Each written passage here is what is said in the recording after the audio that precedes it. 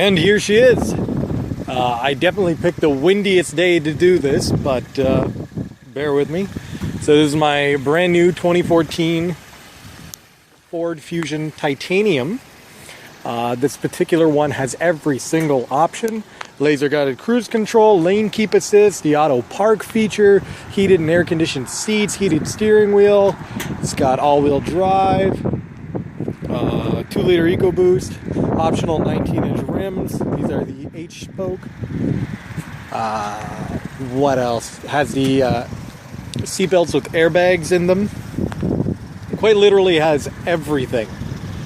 And one thing that isn't an option with these vehicles, for the Fusions that is HID headlights. However, today, I just finished putting them in. So now there's a 6000K HID, which actually looks like it belongs on this particular type of vehicle. It gives it a much more high-end look, I feel, which is really deserving of this car. So the paint is sunset metallic. It's sort of a dark red, turns orange in the sunlight. Obviously it's a little bit cloudy. I don't know if you'll be able to get the metallic orange out of it, but it's there. Turn indicators on the side mirrors. What else can we talk about from the outside? Sunroof, integrated exhaust into the bumper. It literally every single option. As tested price was 48,800 as optioned. So let's go ahead and get inside. Obviously keyless entry, and you also have the touchpad on the door. Has the light colored interior. I don't think it's a beige, it's more white, maybe off-white. Perforated seats, heated and air conditioned. We'll go ahead and step in. It says Fusion on the door sill. Three-person memory seating. Every window is auto up and down. Let's talk a little bit about the interior. I don't know what that is. Just a bit of debris on the dash. Basically, here's the dash layout. So on the left is all of my information about the vehicle. So what I have here is my tachometer. I can also change it to show me how much fuel and what my fuel range is. I can change it and have it just show the fuel gauge. Or I can have it show the fuel gauge and temperature. And then on the stock here is the lane keep assist. So if I turn that on, it'll show a car there. And there's cameras on the wing mirrors that look down at the lanes. And what will happen is these lines will turn green to indicate that it detects both lanes on the right and left. And it will keep the vehicle in that lane. If you drift over to the right or the left, the line will gradually turn from green, yellow to red. And once it hits red, the steering wheel will actually turn in front of you and put you back into the center of the lane. Even if you're approaching the lane, you have both hands on the steering wheel and you have sort of a firm grip, you'll get resistance in the direction that you're veering, and it will actually steer the car back into the lane and correct it. Now, I've tried this on the highway because this does work in conjunction with the laser guided cruise control, which this vehicle also has. I set the cruise to 110 kilometers an hour. I'm behind a truck. The truck slows down to 100. The car will slow down to 100 to match its speed and back off a bit to give you safe distance. And as you're driving, if you don't touch the wheel and you start to veer left or right, it will literally correct itself, put it back in the center of the lane. And if it does it enough times without you holding onto the steering wheel, it'll give you a little warning over here telling you to put your hands back on the wheel and pay attention. But I had a situation where we approached traffic. Traffic was doing about 100 kilometers an hour and everyone up ahead was doing about 30. And when it got close enough, the vehicle detected that everyone else was almost at a complete standstill, and it literally applied the brakes hard enough to lock up the seatbelt and throw me forward. Like it did all this on its own, and it brought the car to pretty much a complete standstill. And when traffic started to resume, it resumed too. So it will quite literally drive itself. It's really creepy to like sit here and watch it happen, but it's also really, really neat. Okay, further moving on.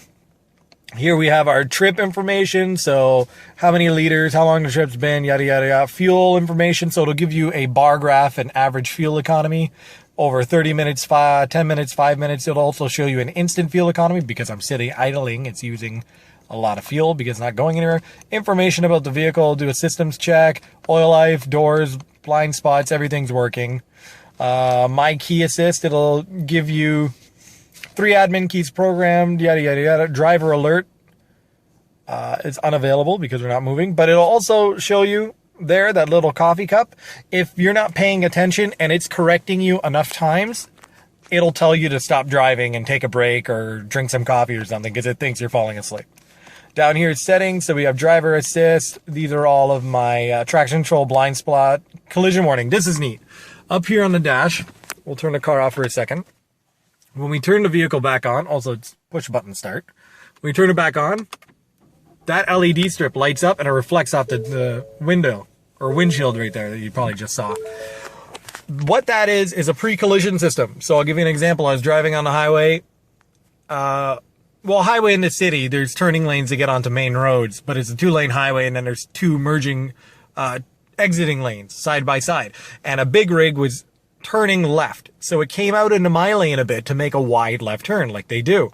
And I was doing about 80 kilometers an hour, and this big rig was probably doing about 15, 20 because it just started moving. But as soon as it came into front of the car, maybe 30, 40 yards ahead of me, this light came on, started flashing, turned off all my music, and pre-charged the brakes so that the second you touch the brakes, no matter how much force you use, it puts a lot of force instead of a small amount and slows you down as a pre-collision system. So that works, and that's actually pretty neat. So that's what that is. Down here we got settings. So inside the settings, driver assist vehicle settings. So how you want the windows to work, whether or not you want all the doors to unlock when you touch the door, yada, yada, yada. So that's all that stuff there. So I usually leave it with my tachometer and my lane keep, my engine temp, and my fuel. Over here on the right, it's all of your information. So this is a efaco 5's iPod. That's all my media. I can also do satellite radio, CD, USB, which is my iPod, my Bluetooth stereo, AV. We can do HD radio. Excuse me. So that's entertainment. Down here is phone, so I can control my phone through this area.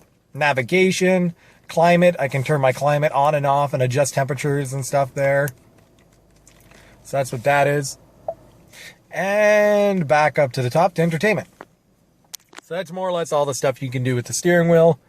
Obviously, auto windshield wipers, stuff like that. Just normal things.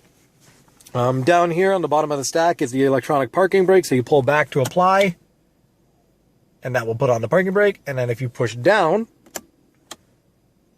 that should deactivate the parking brake. Or at least put your foot on the brake and push down, and that'll deactivate the parking brake.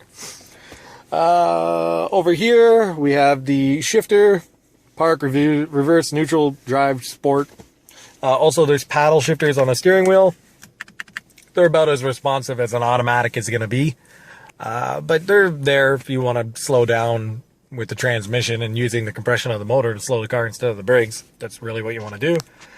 Up here we got hazard lights. Down here is the MyFord Touch. So up in the top left is the phone. Top right is navigation. Bottom left is entertainment.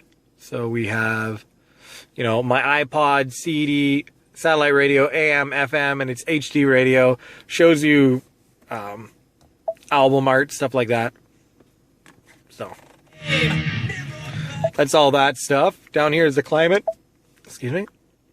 And so we have heated and air-conditioned seats for the driver's side, heated and air-conditioned seats for the passenger side. I have my heated steering wheel there, all your temperature settings, stuff like that. Now that's also down here along the outside. So here we have auto, and it's all touch sensitive. It's not really buttons, so that'll just automatically set everything. You can also control it from up here. And then your temperature for passenger and driver right down there. What else? Navigation, top right, pretty straightforward, just navigation. I mean, you can go into your destination, set all that, menu, normal things. Vehicle settings, so we'll go here, vehicle, ambient lighting. So what I can do is at nighttime, I can pick what color I want my interior lighting to be. Since the car is sort of a metallic orange, I think we'll just leave it with that. Oh, sun's out. that's the color that it turns when the sun comes out. So it turns like a burnt orange. It's pretty neat. So naturally, car's orange. Pick orange. Back to settings. You can do camera settings, the keypad code, enable valet mode. I guess you make the car slow. It's not very fast to begin with, but you can do that. Down here, settings. So stuff like audio, voice control, media player, navigation, things like that. Wireless and internet. What is that? This has Wi-Fi? Okay, well, whatever. Maybe you can Bluetooth it through. Okay, seriously, Wi-Fi. What is this? I've had the car 2 days. Wi-Fi client network mode off. On. The car has Wi-Fi. Okay, all right. What that is, it's like Wi-Fi in your laptop. It'll look for it. If I turn my phone into a wireless hotspot, the car will find it. And then I can use, I don't know what I would do with that. I have no idea. Anyway, so it does that. Weird. So there's back to home. Then you can quickly get into all of your like heated steering wheel, air conditioned seats, all that. Over here is the auto park feature. So when you press that, it'll come up there. It's using the sonar that's on the bumpers on the side to search for a parking spot. So let's just see what happens if it finds a parking spot. I don't think it's going to find anything because I'm in a parking lot. Yeah, it's probably looking for a car and then nothing. So that's not going to work unless there was a car in here, which we'll just not bother with that. So I'll push that, turn it back off. It's weird. This car has every single option, yet this button is it's not a button, but there's nothing else you can get in the car. Anyway, so stereo's pretty good. We got sunroof up here, all your garage door home link. I think, yeah, there it is. Home link for the garage door. These are for all your map lights. That'll turn on all of them. That's to turn it off for when the door is opened. It'll turn on all the lights. One touch sunroof. Push it to stop. Back. And then you can also press it to tilt it up. So I'll tilt it up. And that'll put it back. Okay, and then sunglasses here. And then, yeah. We'll go get into the back seat, show you that. Oh, over here is all your headlight options. So auto headlights, fog lights. This is to brighten up and dim the dash, the instrument cluster, as you can see. So we'll leave that at full brightness. We'll get out. Show you the trunk. Someone did donuts here. Trunk's actually really large, so that's good. I mean, most cars have large trunks. It also came with all the mats for the car and all season mats, or sorry, winter mats, so that was good.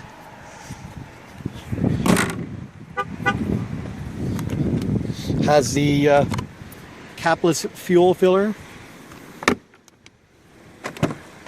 So back here, airbags in the seat belts, which I think is pretty neat. Not a ton of headroom. I mean, it does have sort of like an indented area here for your head, but by no means is it roomy. I'm only 5'10", so it's pretty good for me, even with the hat on. You can see me there.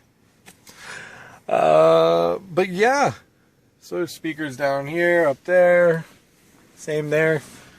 3 in the back here. Has cup holders, which are actually not bad. Now, I don't believe the rear seats are heated. Has a, oh, it has a 110 volt even with a ground. That's nice. And then with this, just regular 12 volt. But yeah, I mean, the piano veneers back here too. Again, auto down, auto up on all the windows. But yeah, not really much else to talk about. Vents there, whatever, stuff like that.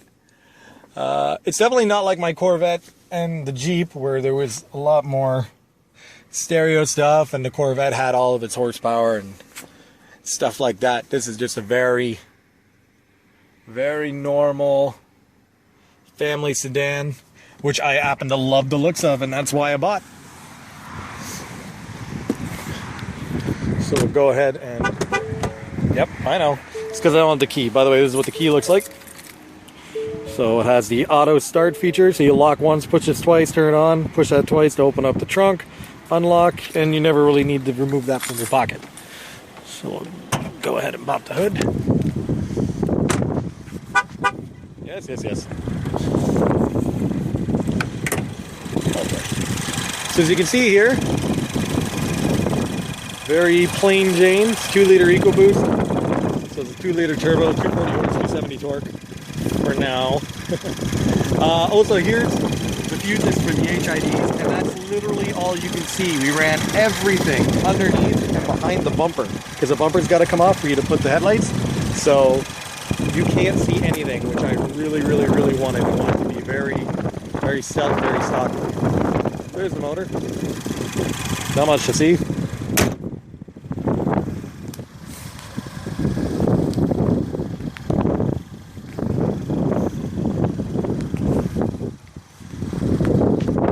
There's the 19-inch wheels.